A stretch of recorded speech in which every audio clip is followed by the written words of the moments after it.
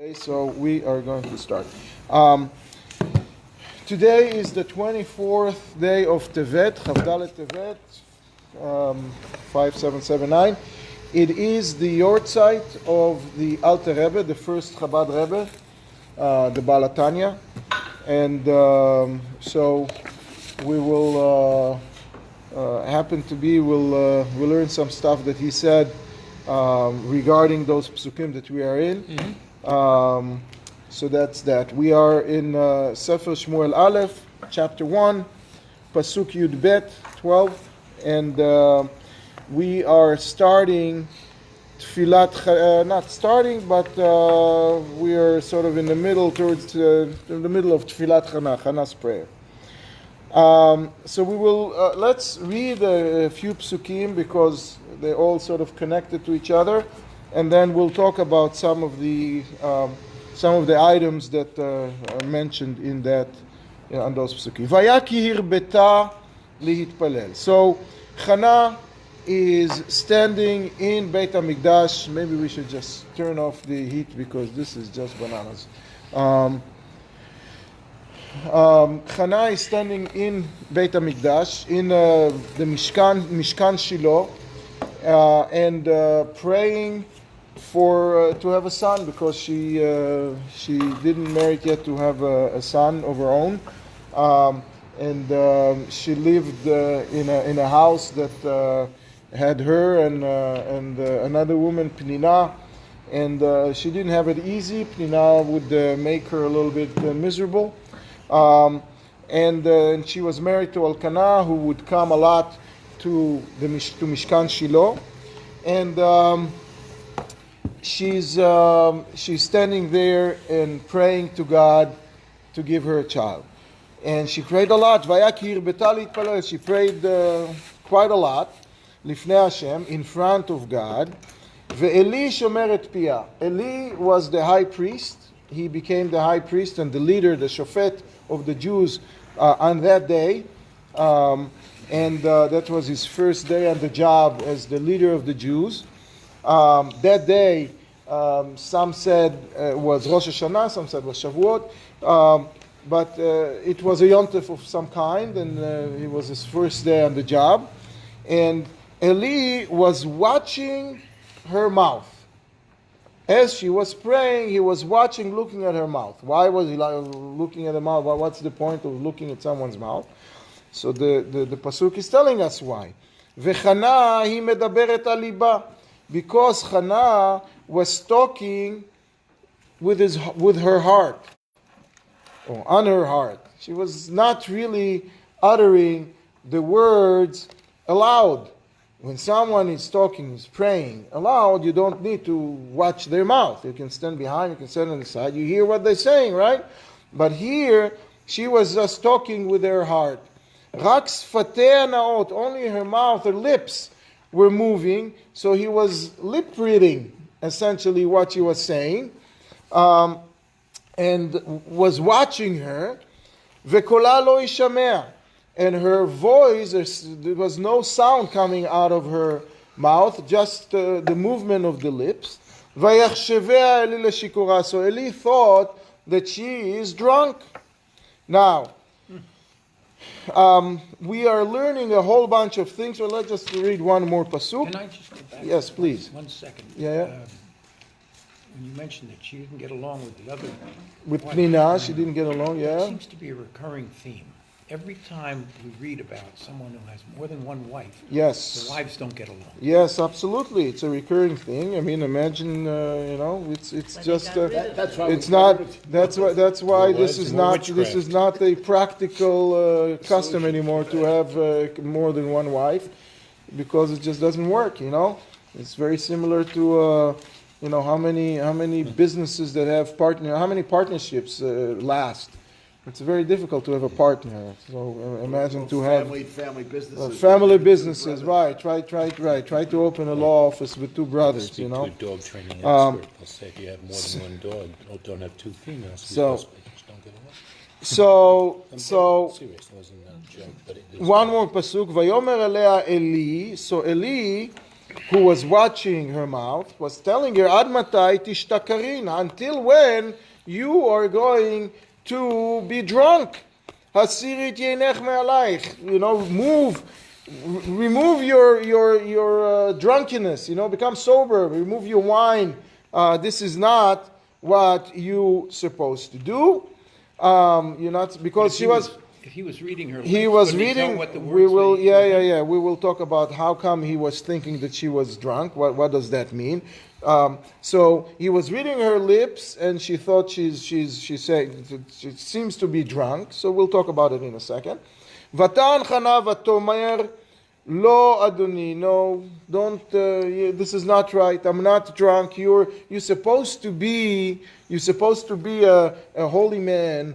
The high priest. You're supposed to know what's shaken. You're supposed to recognize what's going on here. You can't blame me or think that I'm drunk when I'm totally not. Lo isha kshat ruach anochi.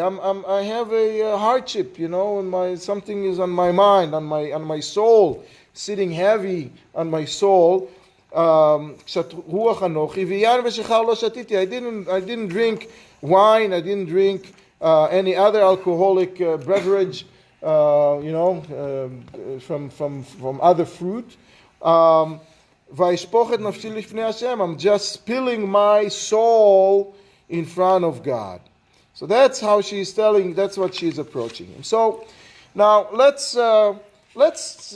These are the psukim that the rabbis are learning from a lot of hilchot tefillah from. There are a lot of details and a lot of instructions that end up as a halakha of how to daven, how to pray from those psukim. So let's start with the very first few words. V'haya ki hirbeta litpalel, that she was praying a lot. So what does it mean to pray a lot? And why not to pray a lot? Just what is there some sort? Jews are very good at measuring things. This comedian was saying that our weekend starts at 5:32. We are very. That's when the weekend starts. It doesn't start at midnight on Friday. It's 5:32. And every week is different. So what is the measurement? How can you measure what is a lot to daven?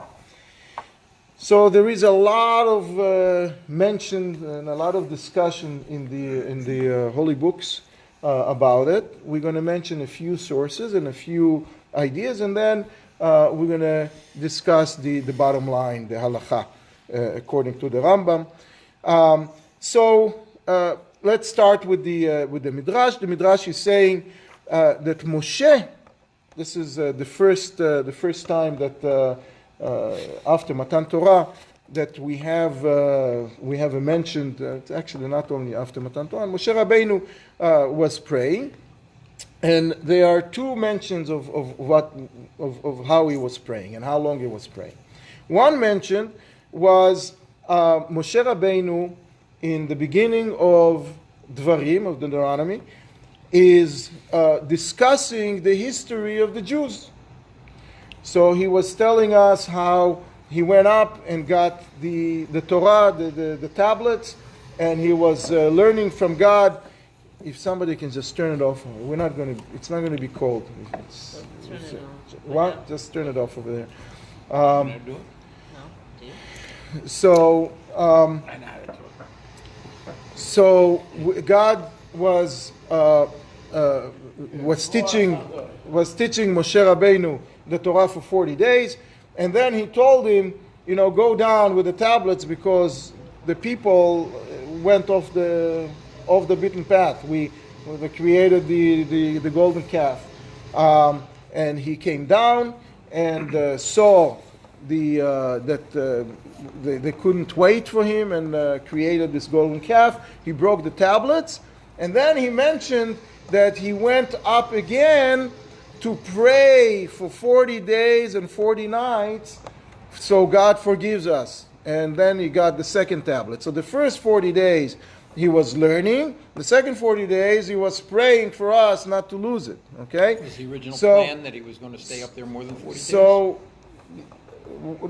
no, I don't think so. But Because you said, God said, go down because they're rebelling. no, I think he stayed as long as he needed to stay. But as he was going down, God told him, just that's what prepared him for what's coming. So, vayetnapa lifnei Hashem karishona, that I fell down in front of God like the first time, 40 days and 40 nights. So this is how long Moshe Rabbeinu was praying at that time. Now there is another mention of Moshe Rabbeinu praying, and that is at the time when his sister Miriam got a whiff of the fact that he is not living with his wife Tzipora close as a husband and wife anymore. Why? Because when a person has a sexual relationship, they are impure for the rest of the day. They have to go to the mikveh, and they're impure for the rest of the day. Men too. So nowadays it's called Tfilat Ezra. Some people go in the morning to the mikveh to purify themselves, and they're until they have to wait till the evening, and then they're okay. Now, throughout that day, when they're impure, if they're impure, they cannot talk to God, right? So Moshe Rabbeinu, who was at the ready to deal with God, to talk to God whenever God wanted to talk to Moshe Rabbeinu, couldn't afford to be impure. So he took a break from being with his wife, and Miriam didn't like that exactly, and was rebuking him, was telling him that it's not the right thing to do. Now, apparently it wasn't something that he did on his own, and it was some instructions from God to do it, and God didn't really like the fact that Miriam is talking against Moshe Rabbeinu with her brother Aaron. So she got tzarat, she became she got leprosy. It's not really leprosy, but tzarat. So she became sick. She got the skin affliction, and so the nation was really appreciative of Miriam and everything that she did for the Jewish people. So we were waiting for her the 7 days that Metzorah has to be outside of the camp. We didn't travel. We stayed. We hung around and waited for her. And Moshe Rabbeinu prayed for her. Now, how long did Moshe Rabbeinu pray for her, for his sister? He prayed a whole 5 words. Kel na refa na la. 5 words. So the rabbis are saying, how long should a person pray? Not longer than Moshe Rabbeinu prayed, 40 days and 40 nights. And how short should they pray? Not shorter than what Moshe Rabbeinu prayed, 5 words. That's a great exact, so when you pray tomorrow, please don't pray less than 5 words and no more than 40 days and 40 nights. That's really very helpful, right? So what do we do with this? What exactly, how should we pray? 5 words sounds good, right? Now, so there are two issues here at play. Number one is us praying, an individual praying in front of God, and what happens with the people around us, especially if we're praying in a minyan, the leader, the chazan. What do we do with the people around us, and what do we need to do when we pray, us with God?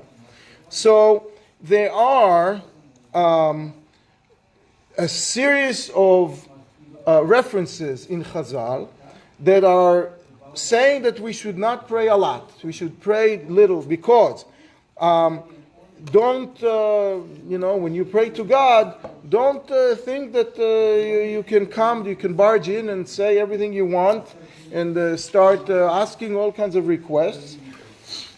And that's what Rav Huna said, that it should be measured. And that's the reason, by the way, that the rabbis created the siddur. So we don't just, go on a free form and start talking from our own mind, because it's not necessarily right what we say. So the rabbis put together a book of prayers, and this is how we should address God. Okay, yeah, there are some places where we can spill our own guts in our own words, yes, but as a general rule, we have to stick to the word. So, now, another reference of that kind says, you shouldn't pray all that much because, so people won't say that, that God is not listening, is not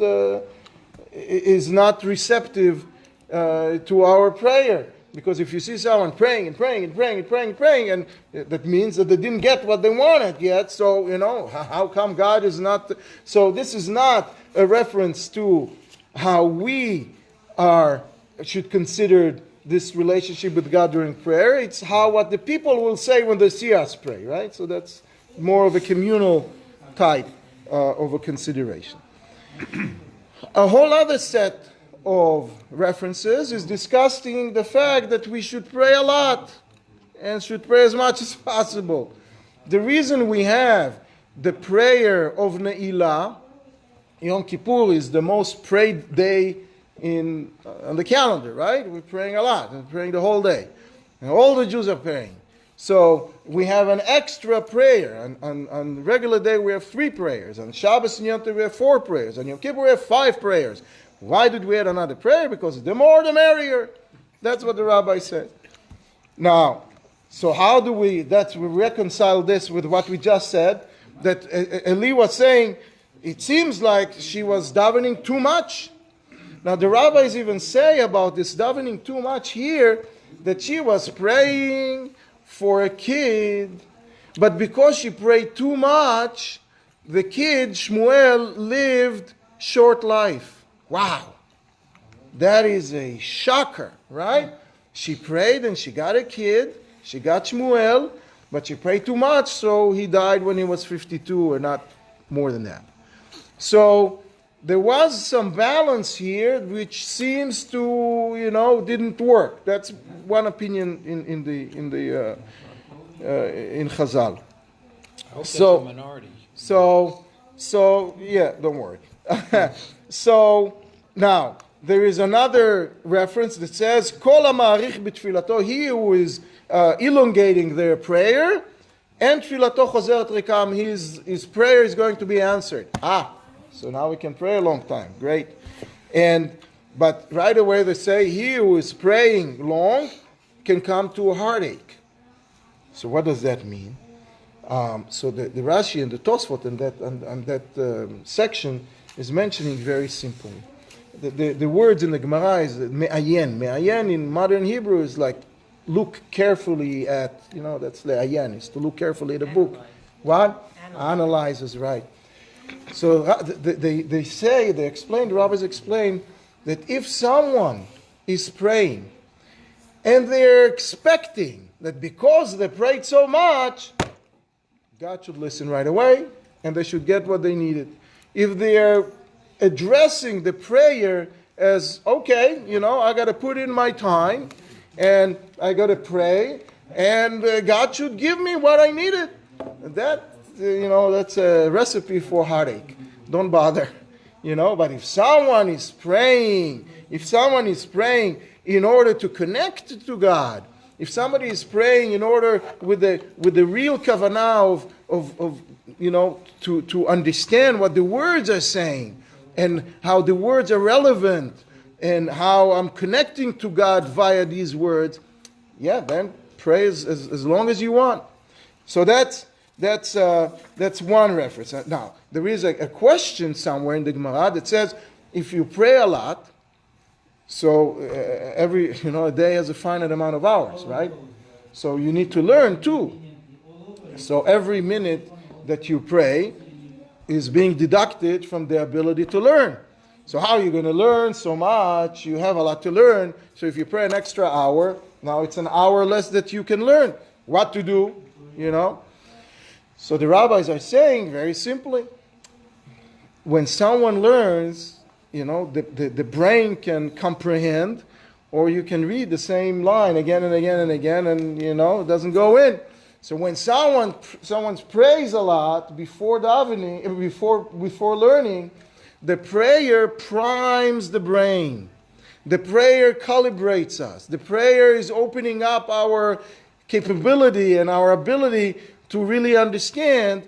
And then when we learn, we understand better, we comprehend better, we remember better after we daven. So that's it's sort of it's you're taking a booster.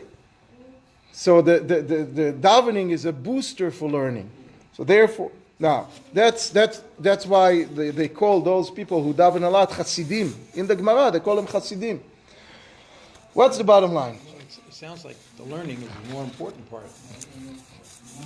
Absolutely, the learning is more important. In some way, the learning is much more important. Davening is just exercise. The learning is more important, but if you sit and you churn water, you're not going to be able to do anything. So the prayer is more important, because if you don't pray properly, your learning is worthless.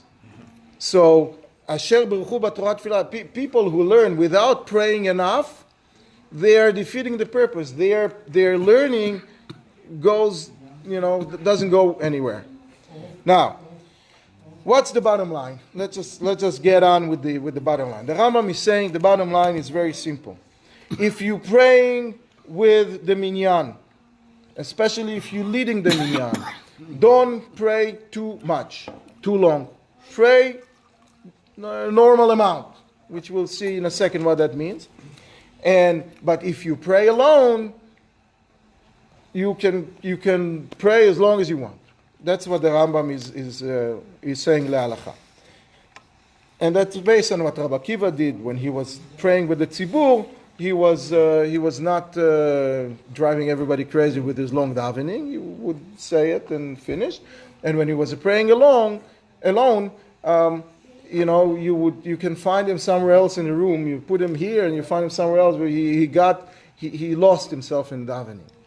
Now, I'm sure they weren't pressured into saying that by the business portion, the businessman portion. One second.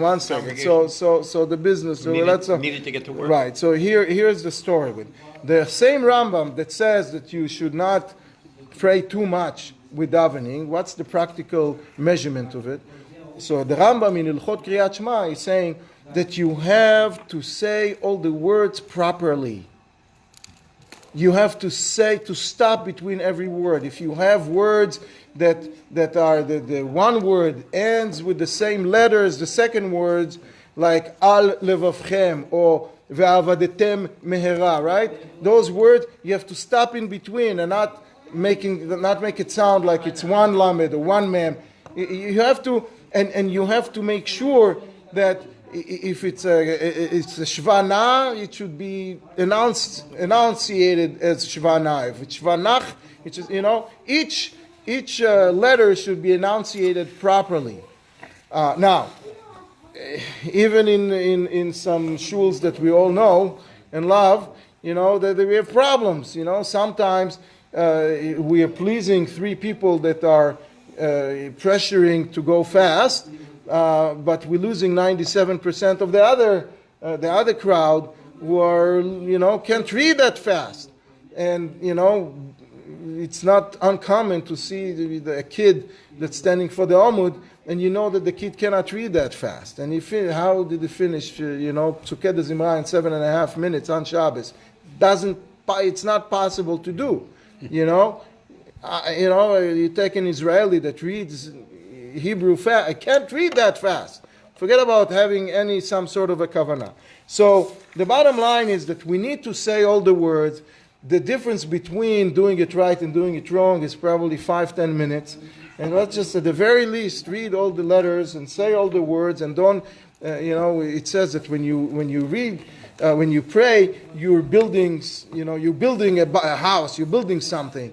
So if you say the word improperly, so the brick is broken or missing. Imagine, building a house with broken bricks. It's not going to protect us and it's not going to be sturdy. So the bottom line is that Eli felt that she was praying too much. Now, we will talk in a second about what Eli was thinking and how all of that works. Let's first go through the other halachot, the other details of tefillah that we learn from Chana, because it matters to the overall picture. So Chana medaberet al liba. So we learn from it that a person must mean what they say. That their heart needs to be with it. You can't just mumble, say the words on an autopilot, and that's not davening. Rak sfatei naot, that a person cannot just read with the eyes. You've seen people who sit and their lips are not moving and they're just reading with their eyes. That's not davening. You have to say it with your mouth. But v'kola lo yishmea, you should not be daven aloud. Some say this is specifically for Shmoneh Esrei. Right. Right. So the specifically for Shmoneh Esrei, that a person should not pray Shmoneh Esrei aloud. So we have to say the words. We can't read with our eyes only. We have to have our mind. We have to mean it, and we should not be praying while we're drunk. That's no good. A person who's drunk is not allowed to pray. Definitely not as a shliach tzibur. That's a big no-no. She was praying in the Mishkan. So there is a whole section in the Rambam that talks about all what's allowed and not allowed to be done in Beit HaMikdash. So the Kohen is not allowed to perform his job, his task in Beit HaMikdash while drunk. And if he does that, chayav mitah. It's a death sent by God, but it's a very severe punishment. Now there are Leviim who are standing there guarding, who are singing, and they are guards. They are shifts of Jews, of regular Israel Jews, who are standing over there for respect for the place. Also not allowed to drink while they are on duty. Not allowed to drink that day, not allowed to drink that night, because maybe the next day they'll be still hungover.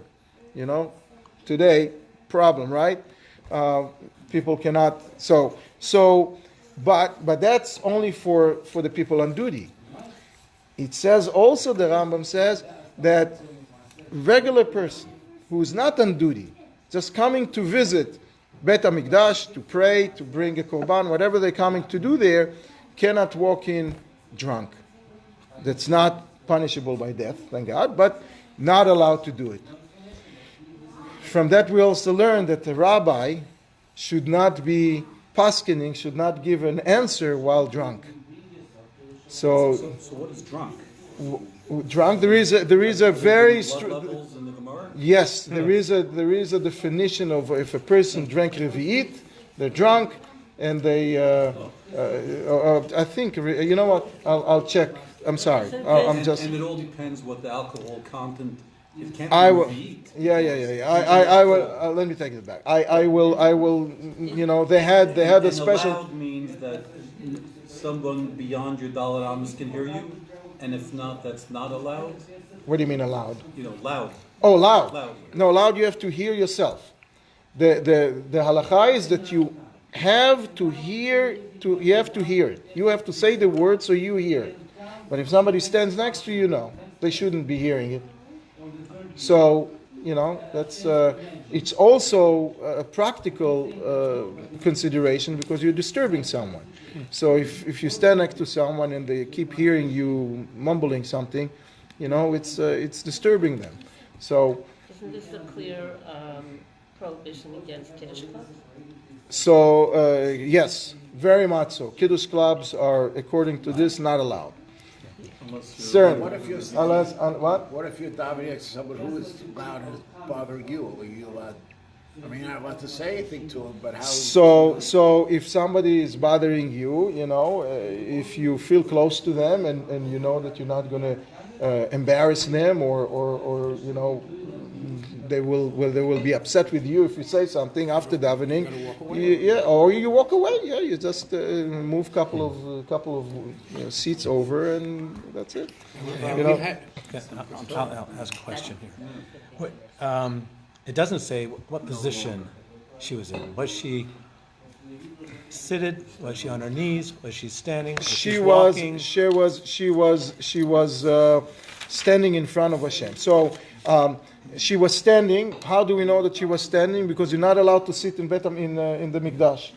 The only exception if you Kohen Gadol, right? We mentioned it. So there's no other position that she could have been. The only other position she could have done is bowing down, but a woman, generally speaking, is not bowing down because of modesty. It's not exactly easy to bow down and keep yourself together. So you see the picture here. So, this is a common position Christians pray in. Yeah. So she was. Yeah. Up until now in Tanakh, we've had several references to people over drinking. Yes. Yes, people over drinking. Yeah. This is the first reference to a woman allegedly over drinking, isn't it? Is that the first? Okay, possibly. I don't. Possibly. So because I don't know. It's not that common. Women don't have the reputation. Right. People. Lot's daughters were drinking. Right. It's the point is that we mentioned before specifically that she was not drinking.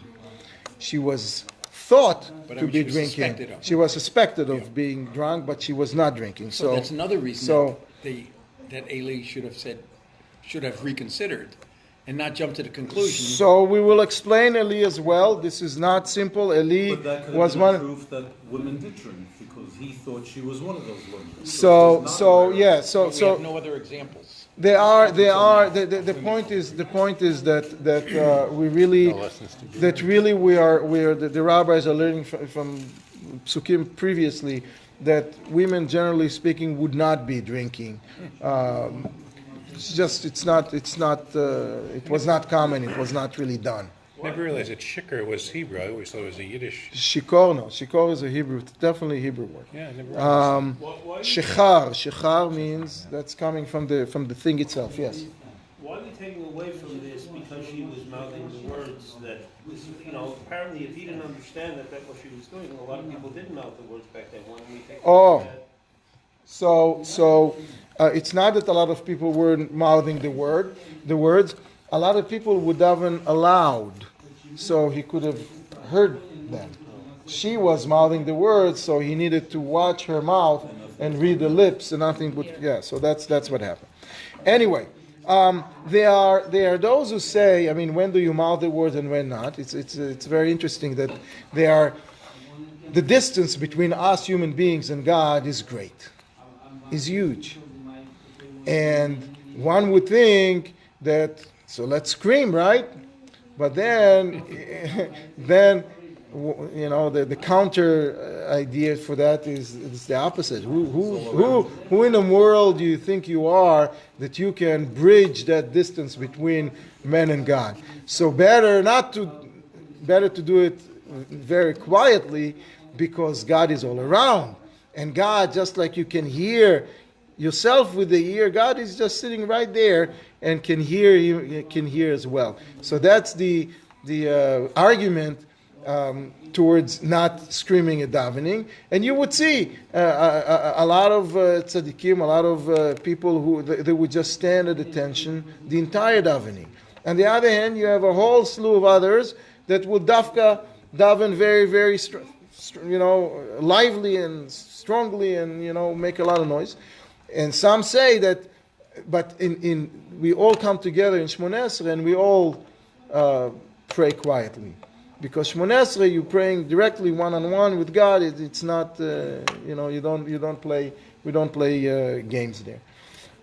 Anyway, Some say that if someone prayed the rest of the davening, the Shmoneh Esrei aloud, that means that they're trying to pray to some sort of an intermediary.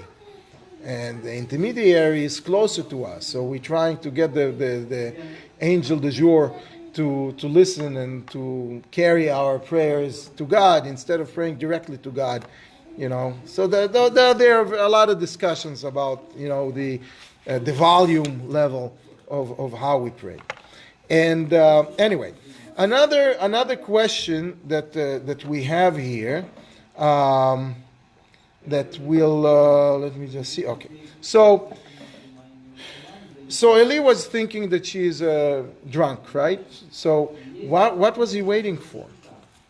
Why didn't he kick her out right away? It's an obvious thing. If someone is drunk, you have to get him out of. Why was he waiting until she did it a long time? If she thought that she looks like she's drunk, should have stopped her, first second. And also, now this is the essence of the main reason we are reading this haftarah on Rosh Hashanah. So they are the reason because maybe the time when that she was praying was on Rosh Hashanah. Definitely everybody agrees that Shmuel was born on Rosh Hashanah, so that's why we're reading it. But this is not just a historical event that we're trying to mention. There are other things happen on Rosh Hashanah. It's because we have to learn how to pray. From her prayers, Rosh Hashanah we pray, so let's learn from Chana how to pray on Rosh Hashanah. That's really the main reason why we are mentioning it. So this is one of the, this chapter and a half is one of the subject of a lot of Rosh Hashanah sermons, okay? And there are many explanations and opinions. We're going to deal with one that, of the Lubavitch origin.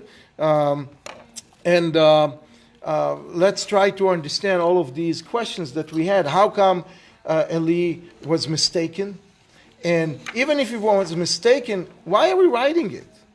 There is one of the sayings in the Gemara is that the Torah is very careful with the honor of every creature.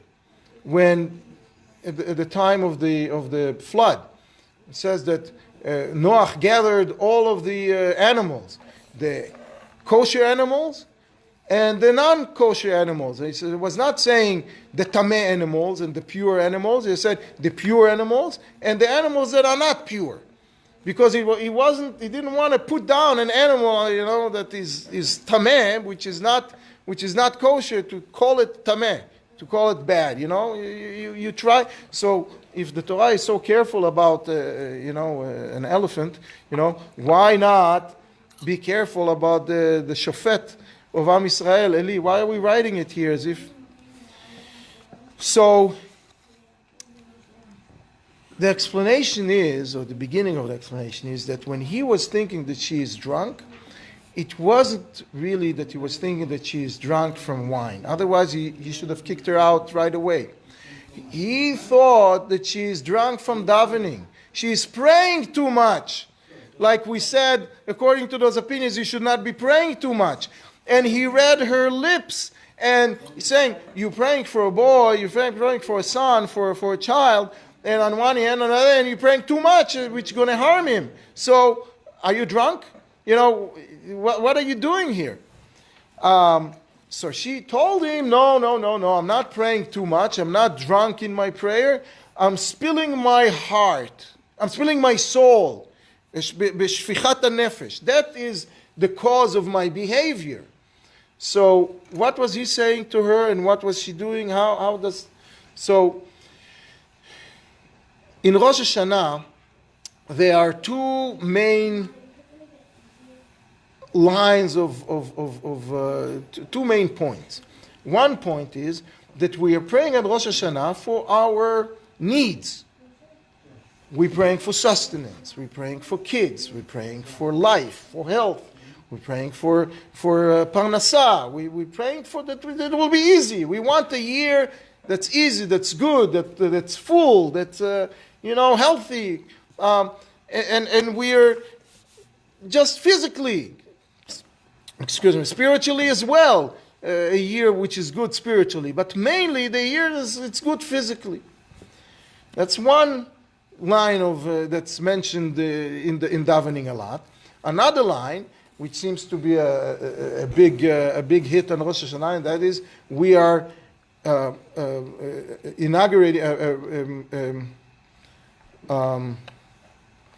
we are crowning a God as our king. We are crowning a king, right? This is the coronation of God. The term ended on Erev Yom Tov, and God is no longer ready to give us to be our king for the next year, and we need to convince him, Meloch al kol haaretz, right? That we should Melech al kol haaretz. You should be a king. Please be our king. Please rule over us. Rule on the land.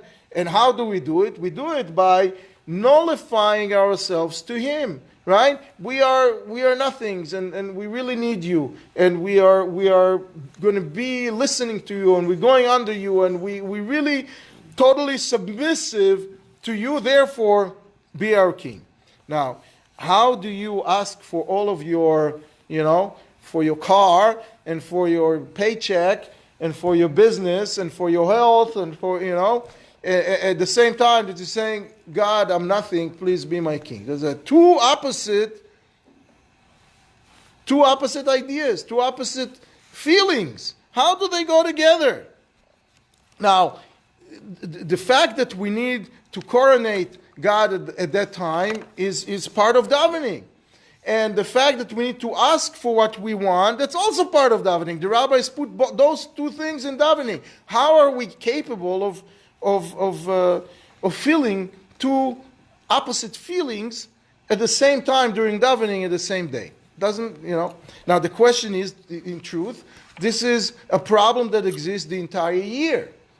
The entire year, when we daven Shmoneh Esrei, what is Shmoneh Esrei?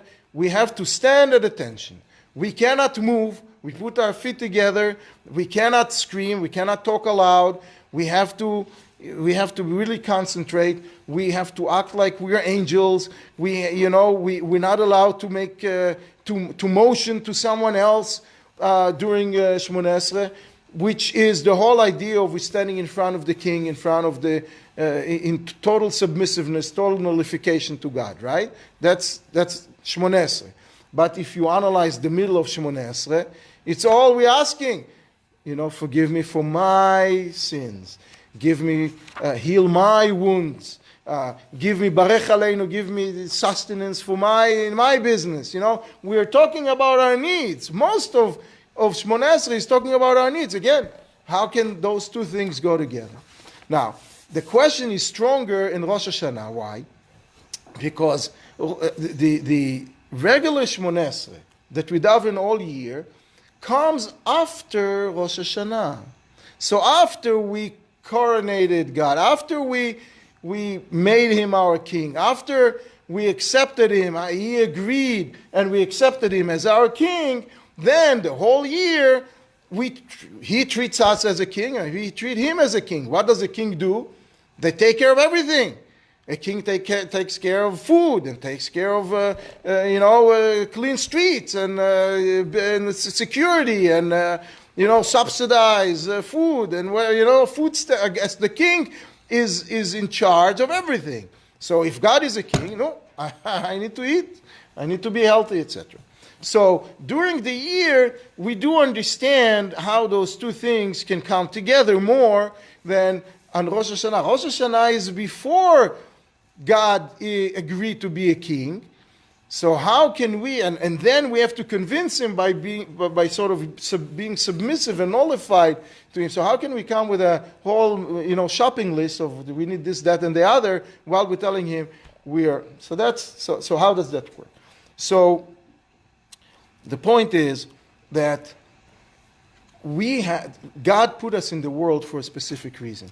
And the reason he put us in the world is to collect all of the sparks of holiness that exist in everything that we touch and we are coming in contact with.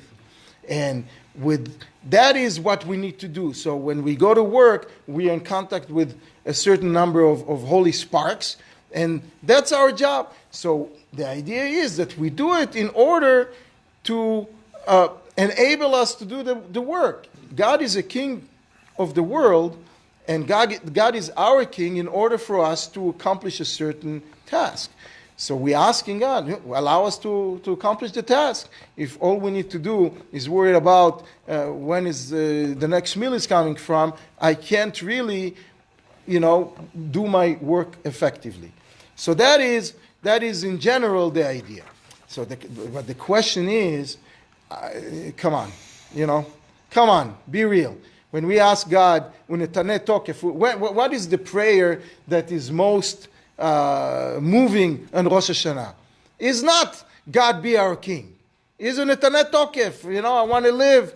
I want to be healthy. I want to elevate myself. Not, God forbid, the opposite. There's Netanet Tokef. That's the most moving prayer in Rosh Hashanah. It's not Meloch al kol ha'olam kulo. Beseder, So how do we expect from every Tom, Dick, and Harry Jew to really think L'Shem Shamayim that I want my my Lexus because I want to be able to worship God in a better. I want my a good job and a healthy life. It's not realistic. What do we mean here? So 1 more minute, Rabbi, if you I'm sorry. Just so the point is, why are people in general are hungry? Why are we hungry for food? Why do we want to eat? Why do we feel this urge to eat? God made us. Why? Why did He make us this way?